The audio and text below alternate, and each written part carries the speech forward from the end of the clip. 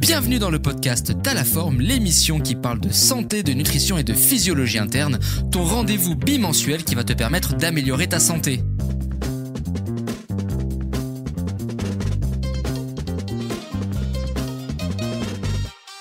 Hello à toutes et à tous, j'espère que vous allez bien, j'espère que vous avez la forme. Nous sommes partis pour un nouvel épisode, pour un nouveau podcast, cette fois toujours en compagnie de Pascal. Pascal, avant tout, comment tu vas ? Ça va très bien, j'espère que toi aussi, j'espère que tout le monde va bien aussi. Ça va super, le soleil, au moment où on enregistre ce podcast, le soleil est dehors, il est en train de... Là, je regarde à travers la fenêtre, il est beau, il fait beau, il fait bon, tout va bien. En général, quand il y a du soleil, tout va bien. Hein. Donc, on est pas mal. Exactement. Avant d'attaquer nos... Exactement, c'est exactement ça. Avant d'attaquer le sujet, comme d'habitude, n'hésitez surtout pas à vous abonner, liker, partager, enregistrer et à commenter le podcast. Et bien sûr, n'hésitez surtout pas à mettre un 5 étoiles si jamais votre plateforme d'écoute vous le permet. N'oubliez pas que c'est extrêmement important pour le référencement et c'est ce qui nous permet encore une fois de faire écouter le podcast au plus de personnes possible. Ce qui encore une fois, permet d'aider tout simplement le plus de personnes possible pour les aider à travailler sur leurs problèmes de physiologie et donc du coup à rester en santé. Mais n'oubliez pas que c'est également un podcast qui est destiné aux professionnels qui souhaitent en apprendre plus sur tout ce qui est physiologie, etc., etc., etc. Aujourd'hui, justement, il fait beau, il fait chaud, il fait bon. On sait que le soleil est bon pour la santé, on sait que le soleil est bon pour le moral, et s'il y a bien une chose qui nous permet justement de réduire le stress auquel on est plus ou moins exposé, c'est justement de s'exposer au soleil. Donc c'est comme ça qu'on va commencer ce podcast. Aujourd'hui, nous allons vous parler de stress, d'un stress qui est un peu particulier puisque c'est un stress qui est omniprésent. C'est un stress physiologique, c'est ce qu'on appelle donc tout simplement le stress oxydatif. On entend beaucoup de choses par rapport au stress oxydatif. C'est un terme, encore une fois, et c'est pour ça aussi avec Pascal qu'on vous fait un petit podcast par rapport à ça. C'est un terme qui a été employé, réemployé, ajusté, raccourci dans tous les sens du terme, à tel point que certains, encore une fois, en font des arguments marketing pour vendre ci, pour vendre ça. Et encore une fois, comme tout dans la vie, il faut comprendre les choses et pas forcément, encore une fois, les accuser de tout, puisqu'encore une fois, le stress oxydatif est important pour notre santé, il est important pour notre physiologie, on en a besoin sur le plan cellulaire et pour notre physiologie, encore une fois, pour rester en santé et pour avoir une bonne santé, une bonne physiologie interne de manière générale. Et comme on va le voir encore une fois, c'est la dose qui fait le poison. Donc on va parler de stress oxydatif. Le stress oxydatif, en fait, c'est tout simplement un déséquilibre, pour faire très simple, entre la production de ce qu'on appelle les espèces radicalaires réactives à l'oxygène, qu'on appelle des fois, tu me corrigeras Pascal, c'est EOR ou ERO, c'est ça? ERO en français. Ouais, c'est ça. Et en anglais. Et voilà, Eros en anglais, c'est exactement ça. Et quand on parle, encore une fois, c'est la dose qui fait le poison. Quand il y a un déséquilibre, on parle en fait du fait qu'il y a ce qu'on appelle un stress oxydatif qui est trop proéminent et qui peut amener plusieurs problématiques. Et c'est ce dont on va parler principalement pendant ce podcast. Est-ce que tu veux introduire rapidement ce qu'est le stress oxydatif, peut-être? Comme ça, après, on enchaîne et après, on... Ouais, justement, par rapport à ce que tu as dit, le stress oxydatif, c'est un peu vu comme un peu une bête noire, je trouve. Ça, on a aussi beaucoup de fautes là-dessus sur le stress oxydatif.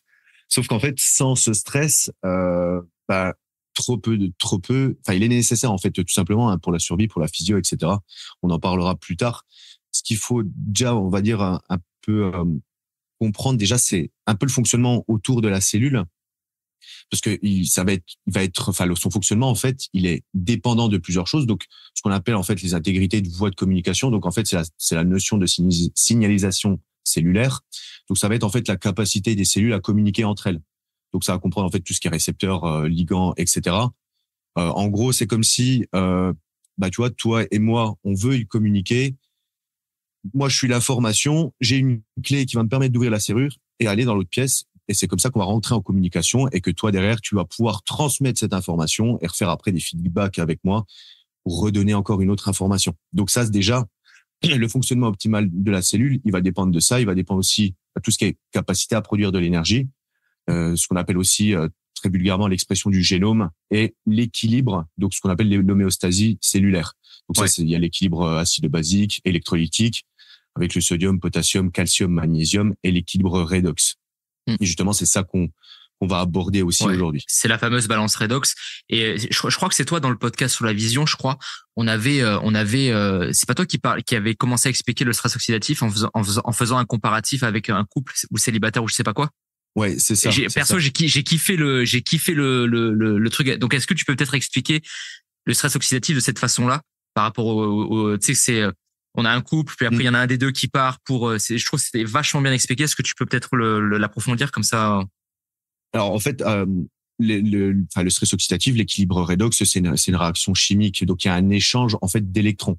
Ce qu'il faut comprendre, c'est que c'est toujours une balance entre, comme tu as dit, tu vois, des éléments antioxydants versus des éléments oxydants. C'est exactement comme un peu une balance énergétique. Ce qu'on appelle la balance redox, tout simplement. Voilà, enfin, tout notre truc à nous, quoi.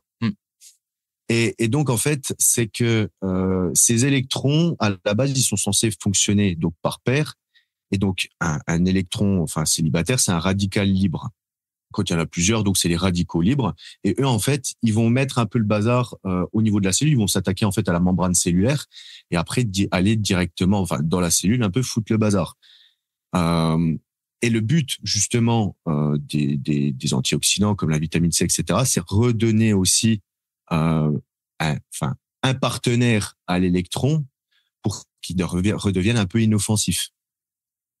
C'est ça, ouais. Donc, en fait, alors, en plus, là, ça tombe bien parce que là, le printemps arrive et l'été va arriver. Donc, on sait que là, en général, c'est là où ça commence un peu à forniquer. La saison de la chasse est ouverte. Non, je rigole. Après, on va venir nous charrier. Non, je rigole. Hein. Donc, pour faire très simple, en gros, imaginez un couple, d'accord? Un couple avec numéro 1 et numéro 2, d'accord? Donc, numéro 1 et numéro 2 sont ensemble depuis un petit moment, tout se passe très bien. Et là, il commence entre 1 et 2, on va dire que ça commence un peu à battre de l'aile pour des raisons X, d'accord? Et là, comme toujours, n'oubliez pas le proverbe, messieurs, si c'est pas vous qui vous occupez bien de votre femme, c'est quelqu'un d'autre qui le fera pour vous. On va dire qu'il y a un numéro 3 qui arrive quelque part, et numéro 3, il commence à séduire numéro 2, il commence au début un peu à parler avec numéro 2, etc., jusqu'au jour où numéro 2 se rend compte qu'avec numéro 1, c'est plus possible, et décide de partir avec numéro 3. C'est un peu comme ça qu'il faut le voir. Et du coup, numéro 1, il est pas content. Il est pas content du tout. Et numéro 1, du coup, il est tout seul. Numéro 1, il est tout seul. Et c'est là où numéro 1 va commencer à pas être très stable, entre guillemets. Puis après, numéro 1, qu'est-ce qu'il va faire? Comme il est pas très stable, il va commencer à faire quelques bêtises, entre guillemets, pour faire très simple. Puis après, numéro 1, on va dire qu'il y a un autre couple, 4 et 5, ok? Et on va dire qu'entre 4 et 5, ça commence à battre un peu de l'aile aussi. Et numéro 1, il va commencer à parler avec numéro 5. Et ainsi de suite, ainsi de suite. Alors là, encore une fois, bien sûr, on parle d'une réaction qui prend, bien sûr, qui est complètement disproportionnée par rapport à ça, mais c'est pour que vous puissiez, en fait, un peu comprendre de manière vulgarisée, de manière simple, comment ça fonctionne très simplement. Voilà. En gros, c'est des, et j'arrive pas à croire que j'ai employé cet exemple-là. En vrai, la vérité. En gros, c'est des électrons qui sont tout seuls, qui vont foutre un peu, comme Pascal a dit, un peu le bazar au niveau cellulaire et amener plusieurs choses, etc., etc. Le mécanisme du stress oxydatif de mémoire, il a été décrit pour la première fois par un Américain qui s'appelle Denham Harman. Je sais plus si c'est dans les années 50 ou 70. J'avoue que j'ai un trou. Et c'est lui qui a décrit la première fois cette théorie et qui a décrit la première fois ce qu'on appelle la balance redox, qui est tout simplement le fait qu'il y a beaucoup trop de radicaux libres en circulation en comparaison de ce que le système antioxydant, et c'est là que le système antioxydant intervient, pouvait justement compenser, pouvait réguler et pouvait soulager, entre guillemets. Donc, dès qu'on parle d'un stress oxydatif qui devient trop important, c'est à partir du moment où le système antioxydant n'arrive plus à tamponner ça. Et c'est le principal rôle de ce fameux système antioxydant. Le problème, c'est qu'encore une fois, comme la Pascal a dit, les radicaux libres, on en a besoin sur le plan physiologie, on en a besoin pour notre santé. Ils sont extrêmement importants.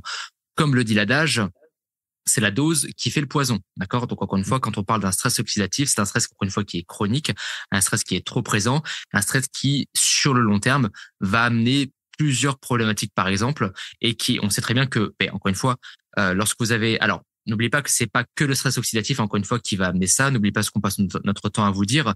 C'est que lorsque vous avez une problématique de santé, c'est toujours ça, plus ça, plus ça, plus ça, qui combiné ensemble va vous amener sur un terrain auquel vous êtes peut-être prédisposé ou qui va accentuer quelque chose que vous avez déjà. D'accord?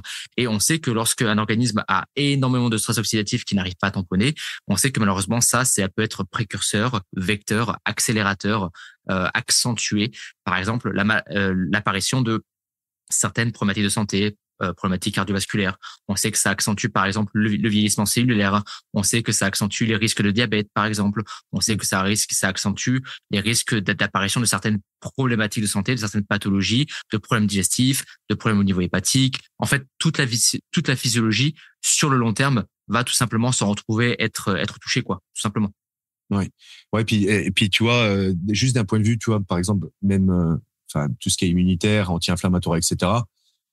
Au niveau cellulaire, forcément, ça va activer. En fait, c'est une transcription qu'on appelle le NF-κB qui permet justement de donner une réponse immunitaire inflammatoire Donc ça, tu vois, enfin tout ce qui est cancer, cicatrisation aussi, réponse au stress oxydatif. Bien sûr. C'est hyper important. Juste la cicatrisation, je pense que c'est un très bon exemple parce qu'en fait, sans ces alertes-là, bien sûr, derrière le corps, il pourrait pas aussi se régénérer. Non, mais tout à fait. Et au passage, je veux revenir aussi sur le fait que le stress oxydatif, on en parle beaucoup comme, encore une fois, quelque chose qui est néfaste. Mais pour vous donner un exemple, le stress oxydatif est quelque chose qui va aussi accélérer indirectement des phénomènes naturels. Par exemple, au niveau du vieillissement de la peau, etc. Quand vous voyez une pomme qui pourrit ou un fruit qui pourrit, indirectement, c'est amené, encore une fois, par le fait que le stress oxydatif est aussi présent. C'est quelque chose qui est naturel. Encore une fois, quand on parle de stress oxydatif, n'oubliez pas, c'est comme tout, encore une fois, c'est la dose qui fait le poison. Et c'est ça, plus ça, plus ça, plus ça, qui va faire que, encore une fois, ça vous amènera sur un terrain auquel vous êtes peut-être prédisposé. Et en effet, lorsque vous avez trop de stress oxydatif qui est présent et que le système antioxydant n'arrive plus justement à tamponner tout ça, c'est là où, en effet, ce stress oxydatif-là peut être problématique puisqu'il peut vous entraîner ou accélérer l'apparition de certaines choses auxquelles vous êtes prédisposé, accentuer des inflammations, faire apparaître des inflammations, faire en sorte que l'homéostasie que vous pouvez rencontrer au niveau de votre physiologie peut être perturbée. Et là, c'est là où on commence à voir de la fatigue. Quand vous tombez malade, vous récupérez peut-être un peu moins bien. Comme Pascal a dit, vous cicatrisez un peu moins bien. Le digestif commence à être un peu sans dessus-dessous. Et on sait à quel point le système digestif est important pour réguler, par exemple, que le système digestif a un fort pouvoir antioxydant aussi, mais qu'il est extrêmement important pour réguler l'inflammation, etc., etc., etc. Est-ce que tu veux qu'on fasse un petit aparté sur l'inflammation, rapidement? Ou, après, c'est aussi pour finir par rapport à tout ce qui est quand c'est en quantité modérée. Bon, il y a toutes les notions qu'on vient de parler. Après, il y a tout ce qui est aussi régulation de l'immunité, élimination des bactéries, des virus, des champignons. Il y a un impact aussi, il me semble, sur tout ce qui est métabolisme du calcium, donc par rapport à la contraction musculaire. Bien sûr. Tout ce qui est aussi production d'hormones thyroïdiennes, donc tout ce qui est iodation en fait de la thyroglobuline. Donc après, qui va être précurseur de T4, T3. Et tu vois, par exemple, tu parlais de la cicatrisation. Je pense que s'il y a des compétiteurs qui nous écoutent aussi, moi, j'espérais, tu vois, aussi, jamais, pas me faire de bobo, etc. Parce que je savais qu'en prépa, typiquement, ça allait être la croix à la bannière juste pour cicatriser, quoi. Ah oui, bien sûr. De toute façon, dans tous les cas, encore une fois, ça, je pense que tu seras d'accord avec moi, mais ça, c'est quelque chose que l'on dit très souvent, que ça soit en live, en story, en FAQ ou autre. Mais n'oubliez pas que, et ça, je pense que tu me rejoindras par rapport à ça, mais performance et santé ne marchent pas main dans la main. Techniquement, vous ne pouvez pas avoir un extrême sans avoir à payer l'autre extrême d'un côté. Et c'est pas pour rien, encore une fois, que les sportifs de haut niveau font malheureusement partie du panel de la population qui se baisse le plus souvent et régulièrement aussi au passage. Et encore une fois, et ça illustre extrêmement bien cet exemple. N'oubliez pas que performance et santé ne marchent pas dans la main. Dans le cadre de la performance, vous allez dans un certain extrême du spectre. Vous demandez toujours plus à votre corps, toujours de repousser vos limites en termes de performance, en termes de physique, en termes de psychologique, etc., etc. Et de fil en aiguille, encore une fois, combiné à tout un tas de facteurs, et forcément, indirectement, lorsque vous tirez trop sur la corde, il y a un moment, malheureusement, vous êtes beaucoup plus exposé à la blessure, par exemple, que quelqu'un qui fait simplement du sport en amateur. On prend l'exemple de la voiture, on sait que chaque marque a plus ou moins ses taux de fiabilité. Forcément, plus vous allez utiliser votre voiture en termes de kilométrage, en termes d'intensité, en termes de trajet, en termes d'aller-retour, en termes de ce que vous voulez, plus vous allez tirer sur ci, plus vous allez tirer sur ça, et plus la voiture a des chances techniquement, on dit bien techniquement, a des chances de tomber en panne ou d'avoir une pièce à changer ou de vous amener des problématiques mécaniques que après donc que vous devez faire réparer ou que vous devez faire changer, etc., etc. Le corps, c'est exactement pareil. Et ce qu'il faut comprendre, c'est que amener le corps dans un certain extrême, par exemple, et malheureusement, vous allez devoir à un moment peut-être payer les pots cassés. Donc c'est pour ça que c'est important de bien faire les choses. Et quand vous faites une prépa, du coup, parce que c'est de ça dont on parlait, pensez qu'une prépa, ça se prépare sur le plan physique, psychologique, mais aussi bien sûr physiologique. Ne démarrez pas une prépa si vous n'avez pas la physiologie pour, parce que la prépa ne va faire que d'accentuer la problématique que vous avez, et c'est pas pendant une prépa qu'on répare les pots cassés, malheureusement, quoi. Donc je pense que tu es d'accord avec moi par rapport à totalement. Ça. Ouais, totalement. Et c'est très bien dit, quand tu as dit une prépa, ça se prépare. Bien sûr. Est-ce que toi, est-ce que tu constates de ton côté, moi c'est un truc que je constate très souvent quand je reçois des messages sur Insta, très souvent il y a beaucoup d'athlètes qui me disent ouais mais j'avais ça avant la prépa et maintenant vu que je suis en prépa c'est vachement accentué parce que aussi le corps fatigue, etc., indirectement, etc.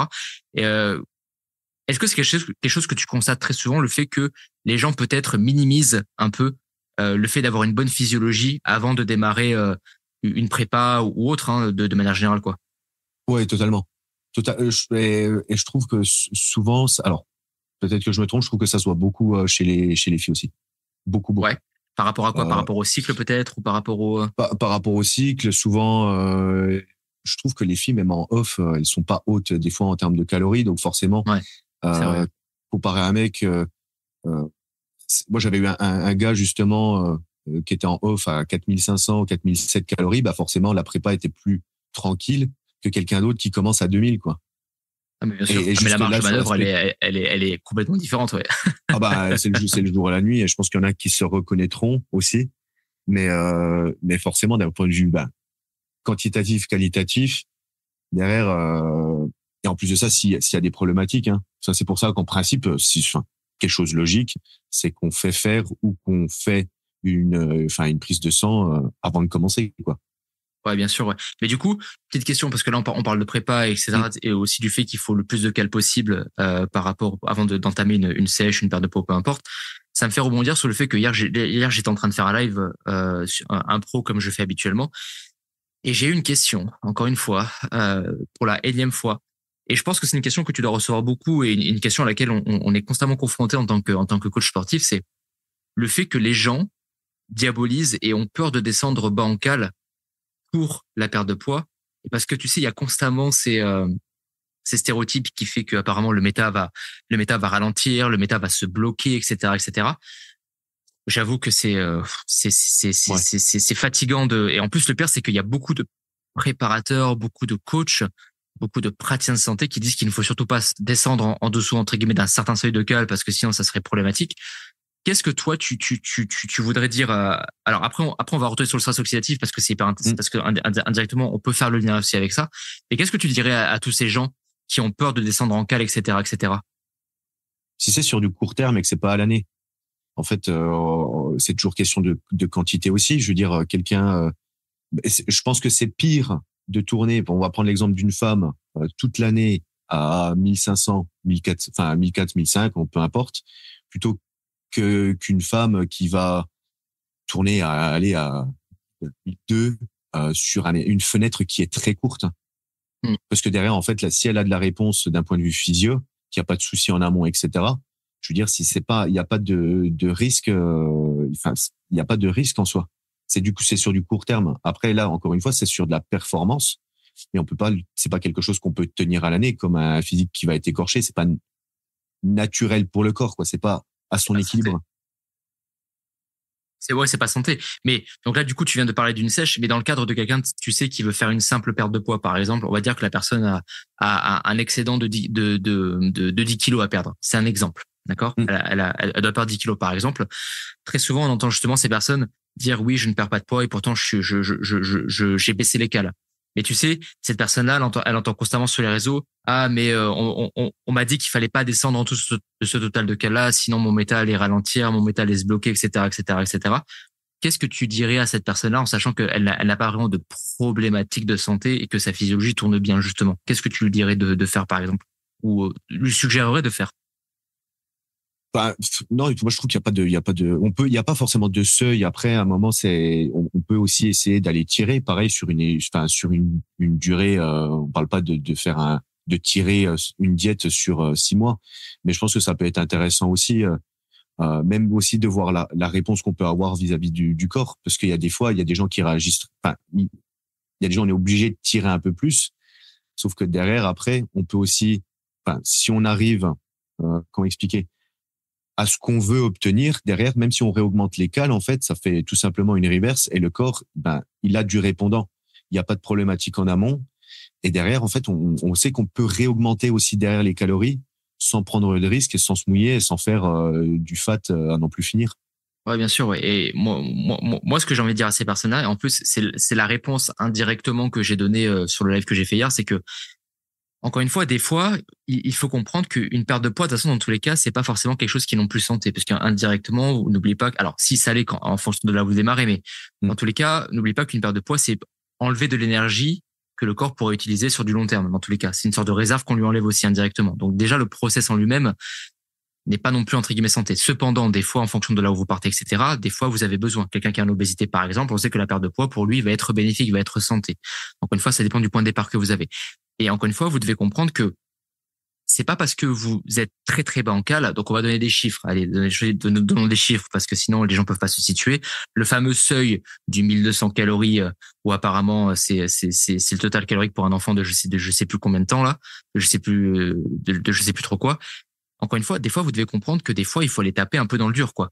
Et c'est pas pour autant que c'est néfaste à partir du moment où vous faites les choses avec cohérence, intelligence et pertinence. D'accord? Et ça, vous devez le comprendre. C'est que des fois, malheureusement, il faut aller taper là où ça fait mal et il faut aller taper un peu dans le dur. Je suis désolé de vous dire ça, mais malheureusement, des fois, une perte de poids. Bon, je connais pas beaucoup de personnes qui aiment les phases de perte de poids, mais des fois, il faut passer par des phases qui sont en effet pas forcément simples, où il faut serrer un peu des dents, etc.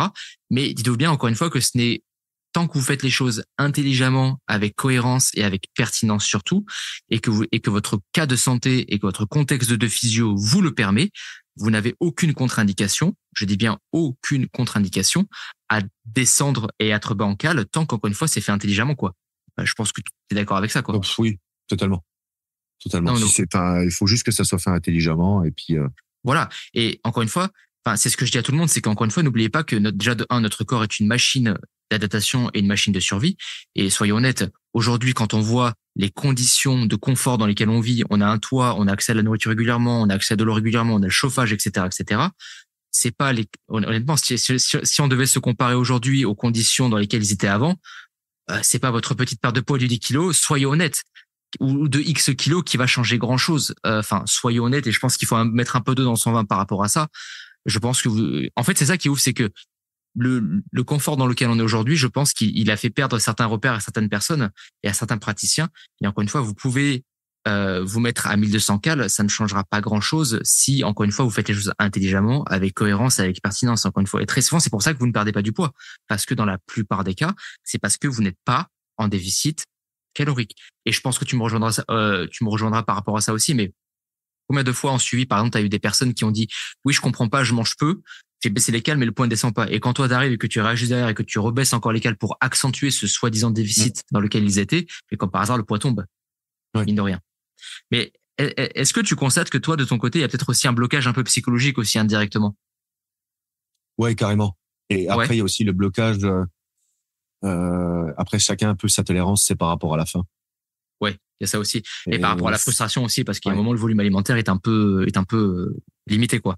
Ouais, c'est que moi, je sais que je préfère être un peu plus haut, mais potentiellement aussi éviter les risques de bouffe à côté, etc., ou d'écart, on va dire, je sais pas, hebdo par exemple, trop volumineux, qui potentiellement, en fait, mettrait plus en péril la perte de poids qu'autre chose.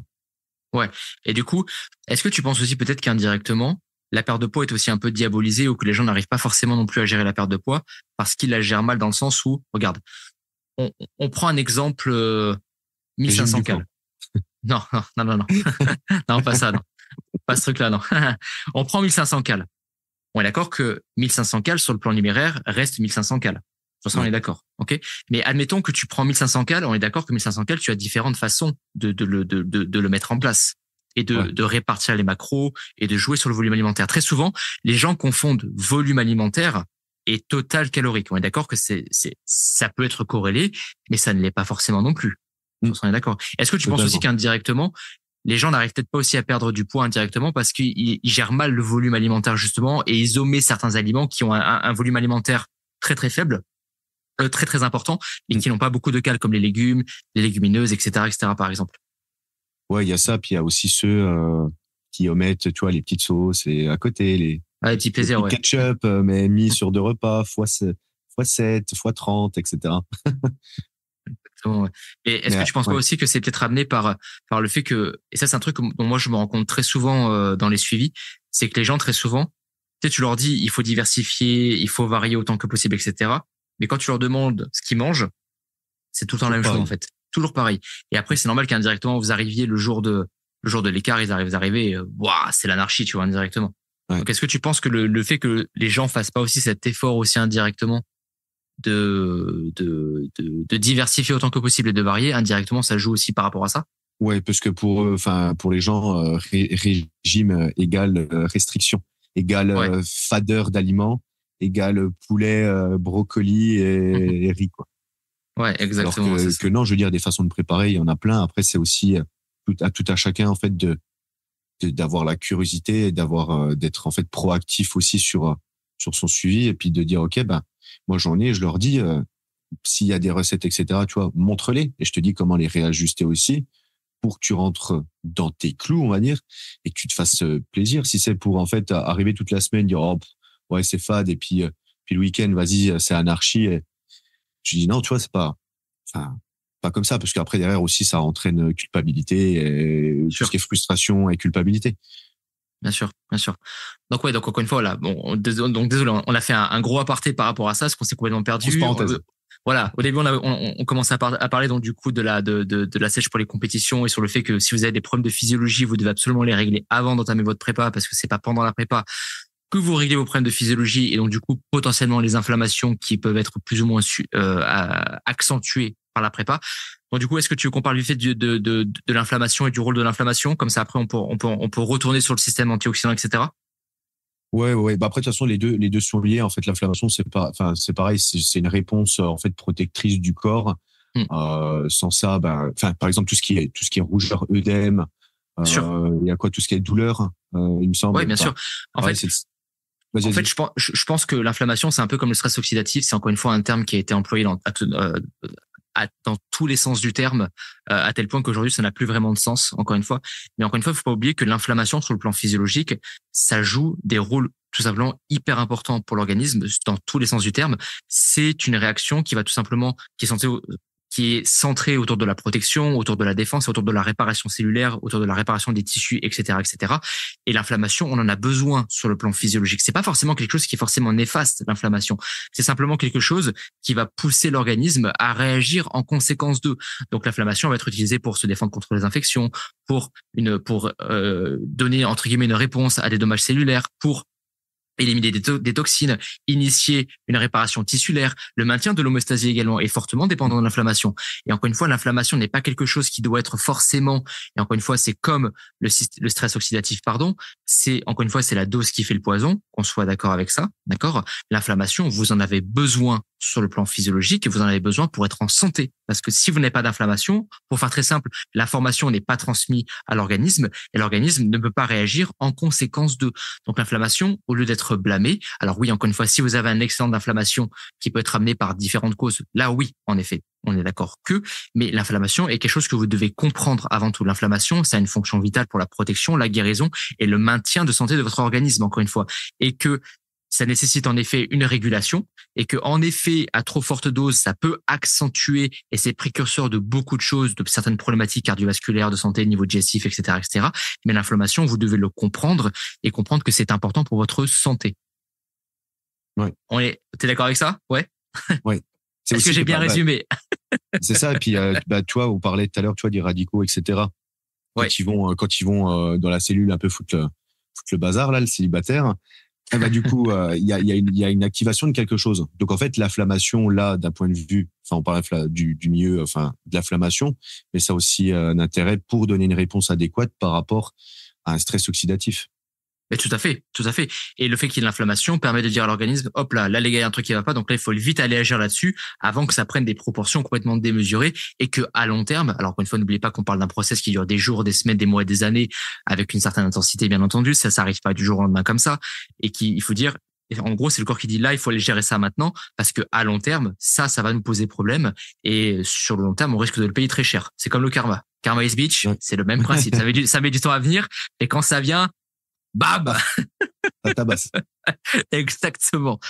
Donc du coup, voilà, pour revenir vite fait sur le stress oxydatif, encore une fois, c'est pas quelque chose que vous devez forcément craindre, c'est quelque chose que vous devez comprendre et qu'encore une fois, lorsqu'on parle du stress oxydatif, très souvent, en effet, sur les réseaux, on en parle lorsque c'est la dose qui fait le poison, lorsqu'il en a trop, à tel point que le corps n'arrive plus à le gérer de par son premier système protecteur, qui est le système antioxydant.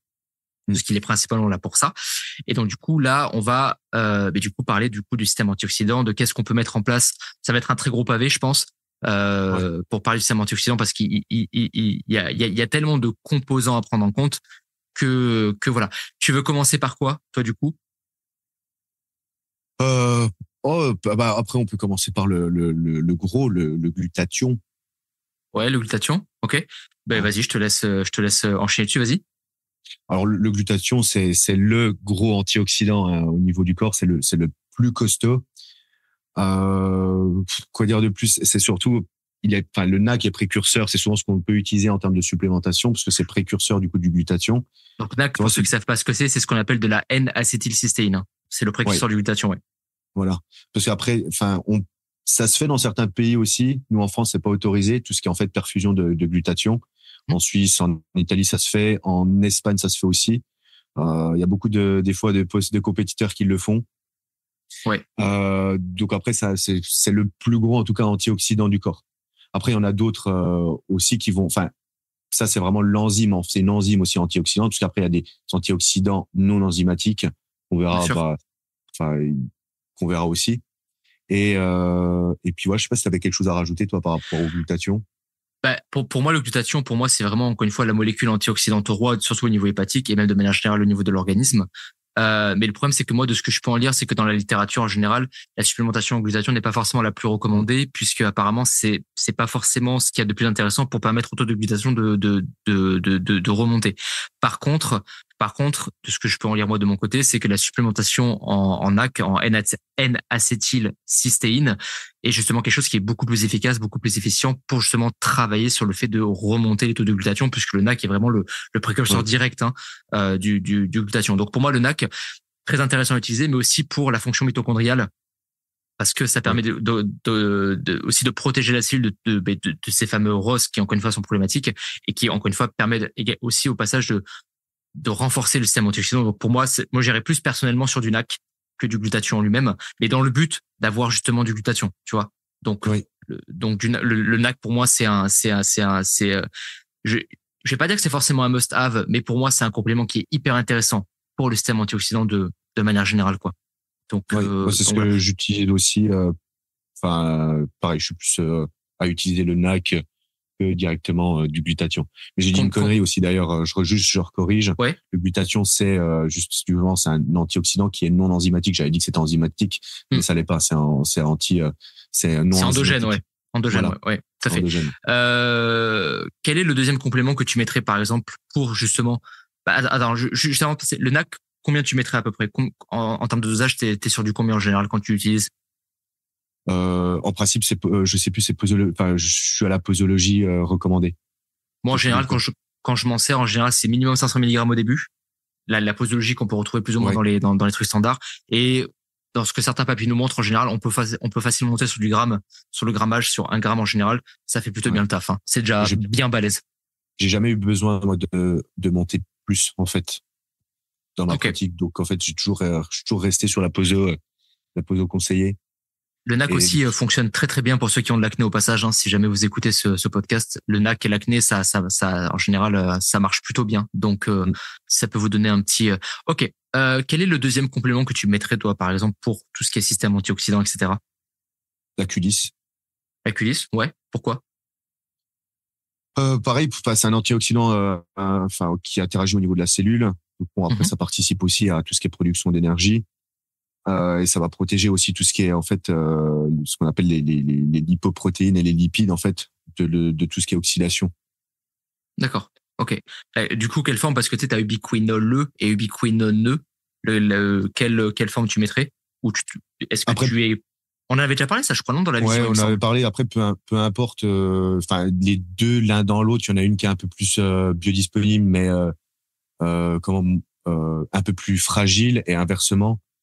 Mais après, j'ai pas forcément de préférence sur la forme. Ouais. De toute façon, dans tous les cas, de ce qu'on peut lire dans la littérature, c'est que vous preniez de l'ubiquinone avec un NE à la fin ou de l'ubiquinol LE à la fin. Bon, pour travailler sur les taux de QI. Alors, il semble qu'il y a, encore une fois, je sais plus si c'est dans la peau, le podcast sur la peau, la vision qu'on en parlait, mais il semble en tout cas, que l'ubiquinol LE soit un peu plus efficace pour remonter les taux. Maintenant, ça casse pas non plus 4 pattes à un canard en comparaison de l'ubiquinone. Et ce qu'il faut savoir, c'est que l'ubiquinol, a une forme qui est un peu plus instable. Donc voilà. Dans tous les cas, prenez de la Q10, hein. D'accord? C'est extrêmement important. Et la Q10, c'est vraiment,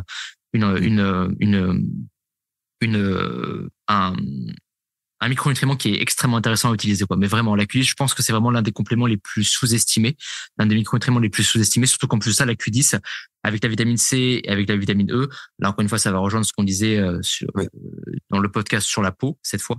Q10, vitamine C, vitamine E, ils vont tous ensemble pour vraiment renforcer le système antioxydant. Et du coup, moi, je mettrais la vitamine C parce que la vitamine C est vraiment centrale parce qu'elle permet à la vitamine E de se faire recycler, etc., etc. Et les deux ont une certaine affinité aussi pour lutter contre le stress oxydatif et pour lutter contre tout ce qui est inflammation, etc., etc., etc. Donc moi, je mettrais vitamine C et vitamine E, les deux ensemble.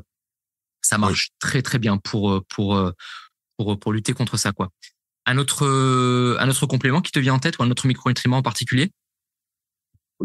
Après la vitamine E, mais c'est un classique ce qu'on vient de dire. Après, il y a aussi deux choses qui ont un impact sur le stress oxydant, c'est tout ce qui est fer. Enfin, on peut parler du fer, parce qu'après le cuivre c'est un peu moins utilisé, mais dans les doses physio, le fer est pro-antioxydant et inversement en cas d'excès, justement. Antioxydant, pas pro-antioxydant, antioxydant et pro-oxydant. Oui, pro-oxydant, ouais. Je bafoue. Pro-oxydant, ouais. Non, pas de souci. Non, mais oui, moi, je suis entièrement d'accord avec toi. Alors, c'est vrai que des fois, quand on le fer, je trouve, est l'un des minéraux, pardon. J'en parlais en plus avec Mathilde sur le podcast qu'on a fait avec le fer et l'anémie. C'est l'un des minéraux les plus compliqués à faire remonter quand on a un taux qui est bas, parce qu'il est tellement demandé par la physiologie dans tous les sens du terme que c'est vraiment littéralement un marathon pour le faire remonter. Tu vois, j'en parlais avec Mathilde. Du coup, qu'est-ce que tu ferais, toi, par exemple, pour faire remonter un taux de fer, juste pour avoir ton avis? Parce que comme j'en ai parlé avec elle, je connais déjà sa réponse, mais toi, du coup, pour remonter un taux de fer, qu'est-ce que tu ferais de ton côté? Déjà, orienter aussi même sur la consommation en règle générale. J'essaie de voir si la personne, elle consomme, par exemple, tout ce qui est ABA, déjà, si elle aime ça aussi, parce que c'est très intéressant à utiliser d'un point de vue nutritionnel. Après, il y a supplémentation à en faire bisglycinate, forcément.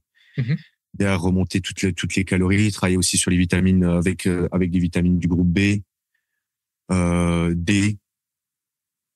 Et qu'est-ce que j'utilise d'autre aussi et ça me vient plus. On avait parlé de la vitamine A, par exemple, qui est pour le fer. Tu as aussi le cuivre, tu as aussi le zinc. Alors attention entre le fer et le zinc parce que les deux ne sont pas copains, mais l'un a besoin de l'autre et inversement, quoi. Oui. Et toujours après, tant qu'on est dans des doses, après même le cuivre, c'est c'est ok, c'est juste voilà. En principe, de toute façon, moi le fer, je le fais prendre indépendamment, loin de tous les autres. Ouais, c'est le vilain petit canard, comme ça, on est tranquille. Très bien. Du coup, pour tout ce qui est également inflammation, moi je mettrais pas forcément que des oméga 3 parce que autant c'est très connu pour ça. Moi, je mettrais plutôt un complexe d'acides gras. Alors, n'oublie pas que dans tous les cas, lorsqu'on parle d'acides gras, toujours l'alimentation en premier. D'accord. Donc, assurez-vous d'avoir une consommation régulière, diversifiée et variée en termes de graisse. Des graisses qui vont contenir donc du coup des oméga 9, des oméga 6 et des oméga 3. Maintenant, n'oubliez pas que il est en général assez compliqué d'obtenir un profil d'acide gras complet, juste par l'alimentation. Donc, moi, j'aurais plus tendance à conseiller plutôt que de prendre uniquement, entre guillemets, que des oméga 3, de prendre vraiment un complexe d'acides gras avec oméga 3 du coup dedans forcément, oméga 6, mais également oméga 9, parce que les trois, que ça soit acide oléique, acide linolénique et acide linoléique, les trois sont extrêmement intéressants pour gérer l'inflammation et du coup pour lutter contre le stress oxydatif, ils sont très souvent précurseurs de ce qu'on appelle les prostaglandines, PGE1 et PGE3, qui sont des médiateurs de l'inflammation et qui permettent justement à l'organisme de beaucoup mieux gérer l'inflammation, etc., etc., quoi. Ouais. Donc, on en parlait, je crois que c'était dans un ancien podcast, les oméga 6, pareil, c'est pas à diaboliser, hein.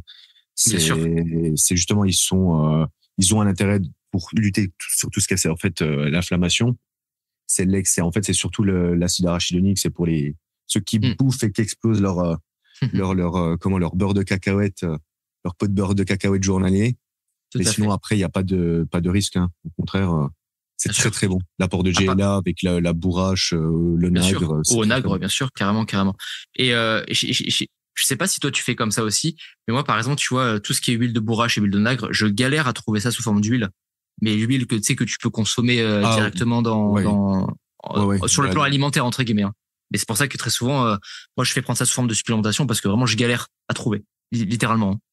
Oui. Moi, en général, les gens, pareil, ils trouvent pas tout magasin bio spécialisé, peu importe. Et c'est vrai que la supplémentation, pour le coup, en gélule, c'est heureusement qu'elle est là aussi, quoi. Ouais, exactement, ouais.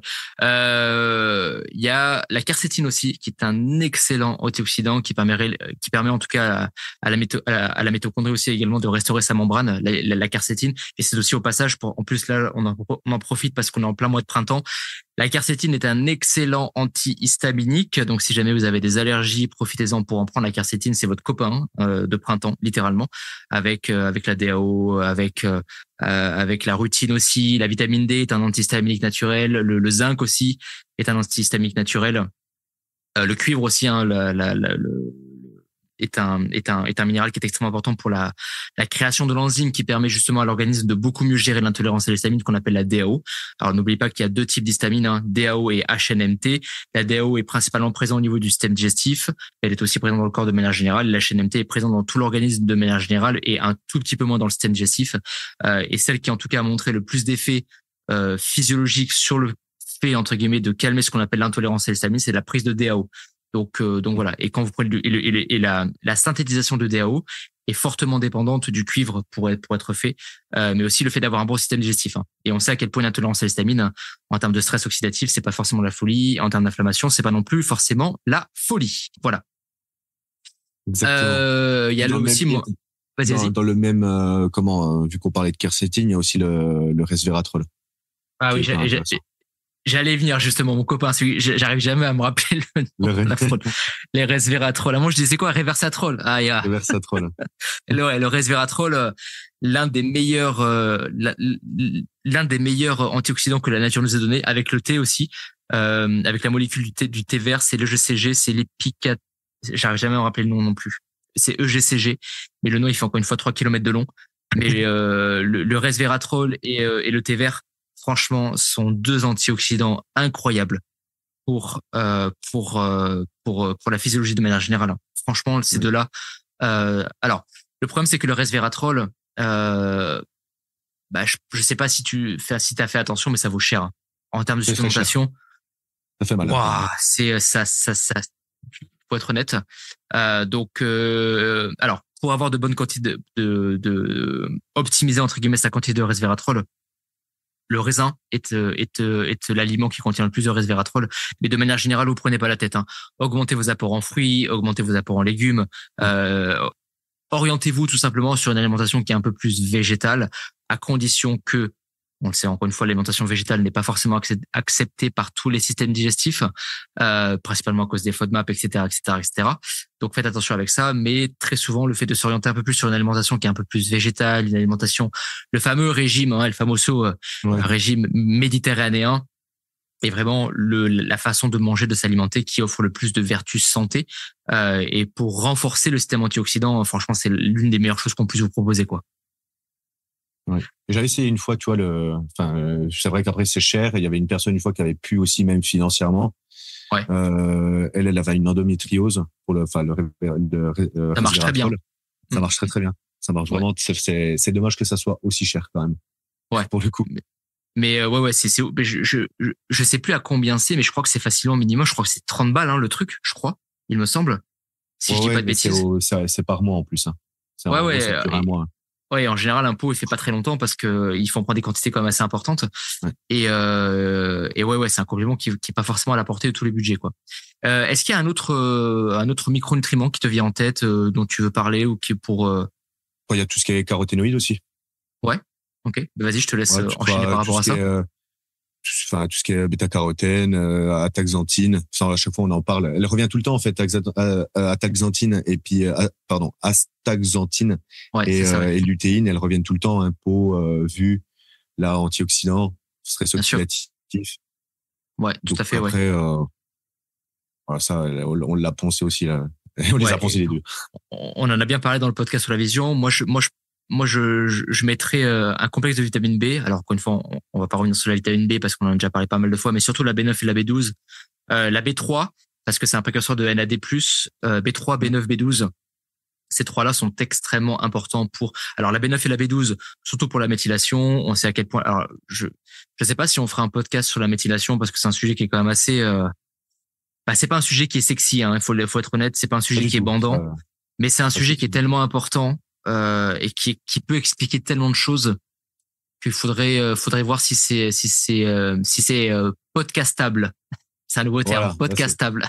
C'est pas Instagrammable, c'est podcastable. Voilà, podcastable. Là, même par rapport tout ce qui est stress oxydatif, quoi, c'est même aussi être sûr et veiller en fait sur la capacité de méthylation du corps.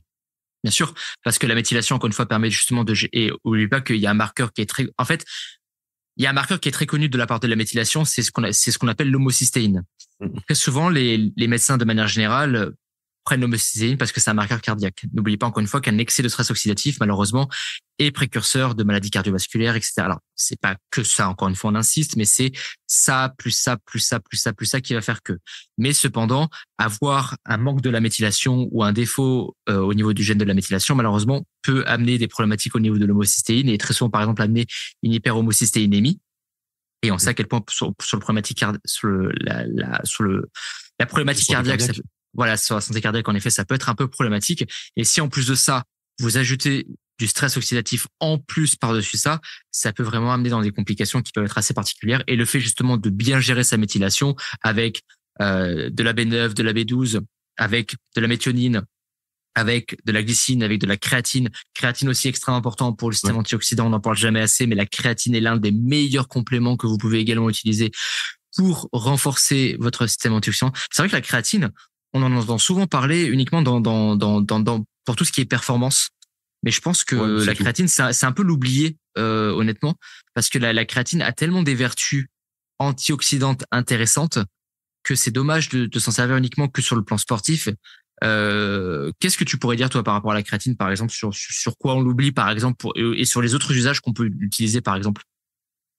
Méthylation, production d'énergie, santé cellulaire, antioxydants. Par rapport à la méthylation, vu que ça sert absolument pour tout, ça reste central aussi. Après, c'est vrai qu'on l'utilise juste pour le côté sportif, et puis entre ceux qui la voient que pour le sport et ceux qui la voient comme un produit dopant, c'est un peu le vilain petit canard aussi. Ouais. Mais après, elle a son rôle aussi. Moi, je trouve que je la trouve intéressante à utiliser. Tu vois, surtout pour optimiser au niveau méthylation et antioxydants, je la trouve hyper intéressante. Et c'est pas non plus quelque chose qui coûte un bras, quoi. Pour c'est vrai. Et en plus, l'avantage que l'on a, c'est que la créatine est probablement l'un des compléments les plus utilisés et les plus étudiés sur le marché aussi au passage. Donc voilà. Et c'est vrai que moi, la créatine, j'aime beaucoup l'utiliser pour les personnes qui ont des problématiques cognitives, des personnes, qui ont des problématiques par rapport à la mémoire, à l'apprentissage, des personnes qui ont des problèmes de concentration, par exemple. Ça marche très très bien et vos fonctions cérébrales et vos fonctions cognitives sont extrêmement demandantes en termes de créatine aussi au passage. Donc, et c'est utilisé aussi en post-choc trauma, il me semble. Quand à post-accident. Oui, il y a des chocs au niveau traumatique, etc. C'est hyper intéressant apparemment aussi. C'est vrai, ouais, tout à fait, exactement, très très bien. Donc on a fait déjà pas mal de compléments. Donc pour résumer, quand on veut tamponner un excès de stress oxydatif et éventuellement entre guillemets des inflammations, encore une fois on prend des guillemets par rapport à ça, avoir une alimentation qui est riche en micronutriments. Donc en 1, vitamine A, vitamine C, vitamine E, très important. On a cité la Q10, on a cité le NAC, on a cité le glutathion. Une alimentation riche en polyphénol, resveratrol, quercétine, le GCG, qui est la molécule antioxydante principale du thé, qui, encore une fois, j'arrive jamais à me rappeler le nom. Impossible de me rappeler, ça fait 3 km de long. On a parlé également de la créatine, on a parlé également de prendre des complexes d'acides gras, donc oméga 9, oméga 3 et oméga 6. On a parlé également de quoi on a parlé, de la Q10 aussi, ça je crois que je l'ai déjà cité. Oui, Q10 c'est tout ce qui est comment ça s'appelle, caroténoïdes. Oui, caroténoïdes, exactement. B3, B9, B12. La B6 aussi joue son rôle, mais le problème c'est que ce que moi, encore une fois, alors, c'est pour ça qu'encore une fois, on vous invite toujours à aller checker au moins les statuts en vitamines et minéraux que vous avez au travers d'analyses sanguines et d'analyses urinaires aussi, parce que ne vous supplémentez pas dans le vide, encore une fois. Le problème, c'est que de manière générale, moi, je me rends compte, c'est quelque chose que je dis très souvent, les gens ont trop de B6 de manière générale à cause de l'alimentation que nous avons. Donc, la B6 a un rôle extrêmement important au sein du système antioxydant. Le problème, c'est que de manière générale, on en a un peu trop. Donc, c'est pas forcément utile de se supplémenter en B6. Donc, mais ça peut l'être si jamais vous en manquez. Donc, allez voir avant tout. Donc maintenant qu'on a parlé de tout ce qui est micronutrition, etc., si on devait un peu s'écarter de tout ça, dans tout ce qui est environnement, etc., qu'est-ce que tu conseillerais toi aux gens pour diminuer tout ce qui est stress oxydatif, etc.? Alors après, il y a la notion de tout ce qui est les perturbateurs endocriniens, polluants environnementaux qui vont aussi jouer beaucoup. Après, il y a des cas, forcément, par rapport aux milieux pro, etc., c'est compliqué. Ceux qui travaillent avec des produits, les coiffeurs, les peintres, ceux qui travaillent en bâtiment. Après, il y a quand même pas mal de choses qui ont été mises en place, tu vois, par rapport aux métaux. Tu vois, les bâtiments, les métaux, avant, il y avait l'amiante qui créait d'énormes problématiques. Bien sûr. Il y a quand même des normes qui se sont mises en place. Après, des fois, pour certains, c'est un peu compliqué de les éviter. Mais si après, on peut essayer même, tu vois, je parlais de tout ce qui était perturbateur endocrinien, faire attention même aux qualités des ustensiles de cuisine qu'on utilise pour éviter ça. Et après, pareil, tout ce qui est tabagisme, alcool, consommation de médicaments à outrance. Les pros de Doliprane, paracétamol à gogo aussi, c'est pas ouf. Avoir une hygiène de vie déjà qui est la plus saine possible d'un point de vue nutritionnel. Ok. Après, t'avais déjà parlé de tout ce qui était, tu vois, fruits, légumes. Ça, c'est le must-have avant toute chose. Et comme ça, c'est ça qui me vient en prime abord.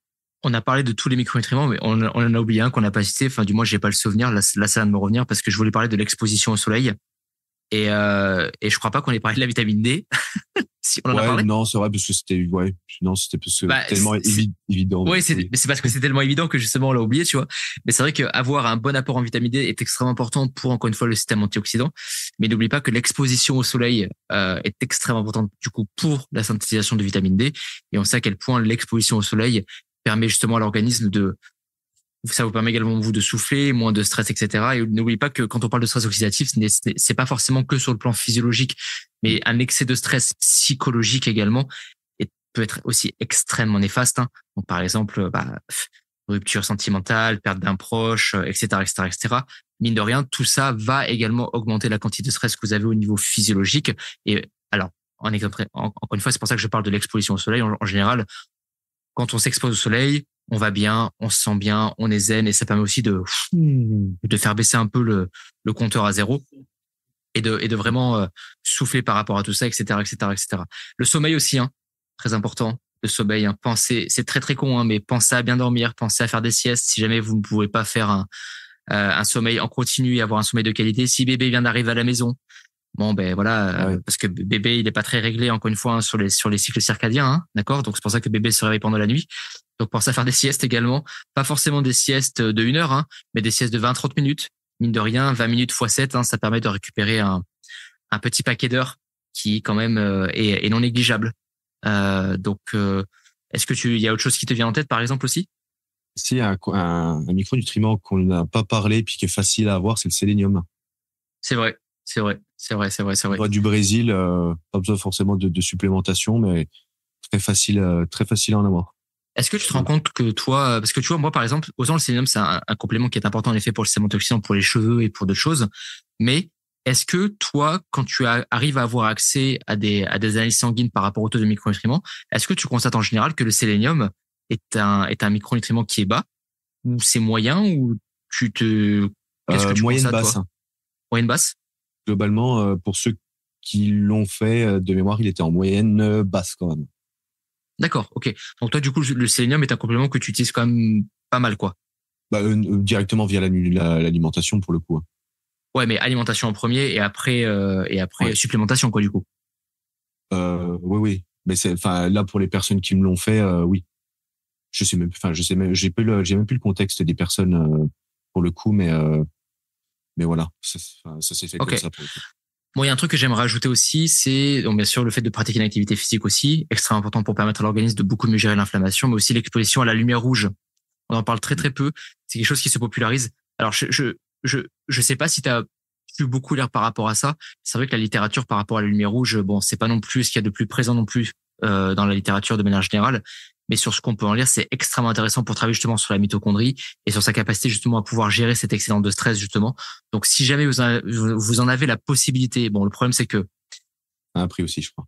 Voilà, ça a un prix. Alors vous avez deux options, ou vous allez chez un praticien pour ça, ou vous achetez des petits appareils. Le problème c'est qu'en termes de budget, ça chiffre rapidement. Donc si jamais vous avez le budget pour, je pense que c'est un bon petit plus à voir. C'est pas encore une fois ce qui va faire que, mais l'exposition à la lumière rouge, honnêtement, montre des vertus, que ce soit pour la qualité du sommeil, pour la production d'énergie, pour le système immunitaire, pour le bien-être général, hein, pour avoir un bien-être généralisé qui est vraiment, je pense, intéressant. C'est intéressant de se pencher dessus, mais voilà, c'est un certain budget, mais aussi pour tout ce qui est dépression saisonnière aussi au passage. Donc ça peut être aussi intéressant, mais c'est vrai que la lumière rouge, enfin l'exposition en tout cas de la lumière rouge aussi, c'est un peu un coup, quoi, malheureusement, quoi. Moi, je pense aussi aux personnes qui sont en surpoids, aux personnes qui sont en prédiabète, etc., etc., etc. Faire attention à la quantité de glucides que vous allez consommer, principalement à cause de ce qu'on appelle les produits de glycation avancés, qui peuvent également augmenter le stress. Ça peut malheureusement augmenter le stress oxydatif et donc du coup amener des inflammations. Donc, si jamais vous êtes dans ce cas-là, ça peut être intéressant pour vous, par exemple, de basculer sur une alimentation AEG bas. Et encore une fois, n'oubliez pas que c'est toujours votre contexte de santé et c'est toujours votre cas de physio qui va plus ou moins justifier le fait que vous allez mettre ça en place, ça en place, ça en place. Cependant, si au travers d'analyse sanguine, par exemple, vous voyez que vous avez potentiellement une résistance à l'insuline, que vous êtes par exemple dans un prédiabète entre guillemets, basculer sur une alimentation AEG bas pour éviter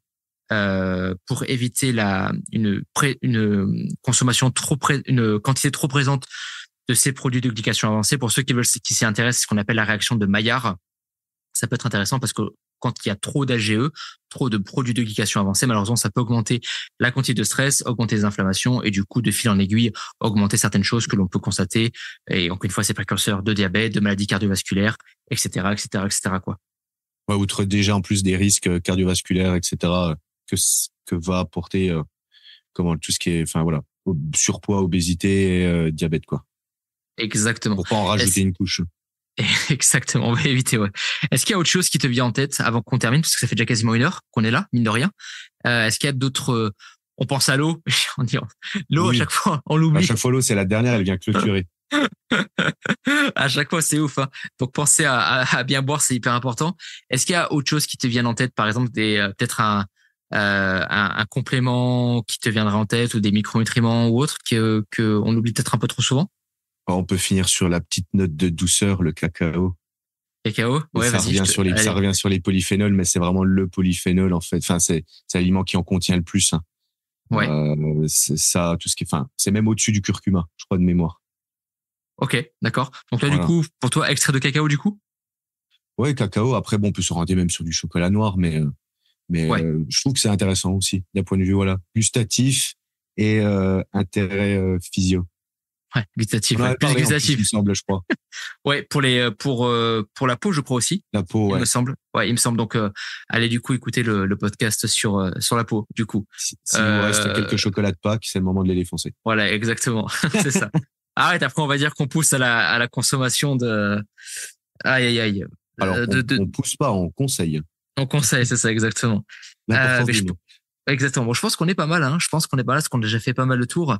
Encore une fois, ce qu'il faut comprendre, c'est que pour soulager un organisme d'un stress oxydatif qui est trop présent, encore une fois, n'oubliez pas que c'est toujours plusieurs actions que vous devez mettre en place de par l'alimentation, de par la micronutrition, de par également la qualité de votre environnement de vie. Et n'oubliez pas qu'encore une fois, l'excès de stress oxydatif, enfin le stress oxydatif, encore une fois, est quelque chose que vous devez comprendre avant de le blâmer. Encore une fois, le stress oxydatif, comme Pascal a très bien dit au début du podcast, on en a besoin sur le plan physiologique, on en a besoin sur le plan santé. Mais n'oubliez pas que c'est encore une fois quelque chose, quand on en parle principalement, c'est la dose qui fait le poison, c'est quand il est trop présent et que du coup, le système antioxydant n'arrive plus à venir tamponner cet excédent-là et à long terme, de fil en aiguille. Encore une fois, on parle d'un process qui va durer des mois, des jours, etc., etc., etc.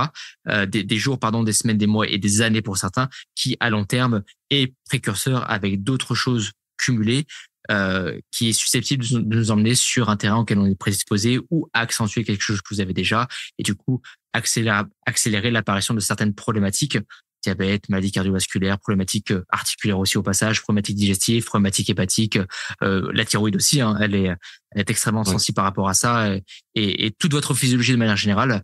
Donc n'oubliez pas que c'est toujours quelque chose qui va être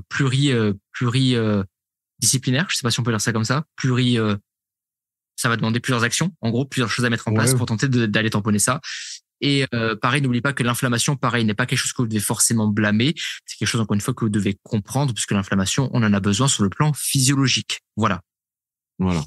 Est-ce qu'il y a le mot de la fin pour plus aussi pour ceux qui sont sous chimie, encore plus de faire attention justement à tout ce qui est inflammation, milieu pro-oxydant, quoi. Ah ouais, n'oubliez pas que le corps, la prise de chimie, en termes de stress, on est plutôt pas mal, quoi. Oui. Voilà, ça sera le mot de la fin. Merci à toutes et à tous d'avoir écouté ce podcast. Encore une fois, n'hésitez surtout pas à vous annoncer, c'est la fatigue, à vous abonner, liker, partager, enregistrer et à commenter ce podcast si jamais c'est possible. N'oubliez pas de mettre un 5 sur 5 si votre plateforme d'écoute vous le permet. C'est ce qui permet encore une fois le référencement et de faire en sorte que ce podcast puisse être écouté par le plus de personnes possible. Et n'oubliez pas que plus ce podcast est écouté, je vais y arriver, plus ce podcast est écouté et plus il pourra justement aider des personnes qui en ont besoin pour aider à soulager et à améliorer leurs problématiques de physiologie et surtout sur les pros qui souhaitent se former. En tout cas, je pense que c'est un bon plus. Merci à toi, Pascal. Merci beaucoup. Merci à tout le monde pour l'écoute et manger du chocolat. Manger du chocolat et vivre le chocolat. Merci à tous. Ciao, à la prochaine. Ciao tout le monde.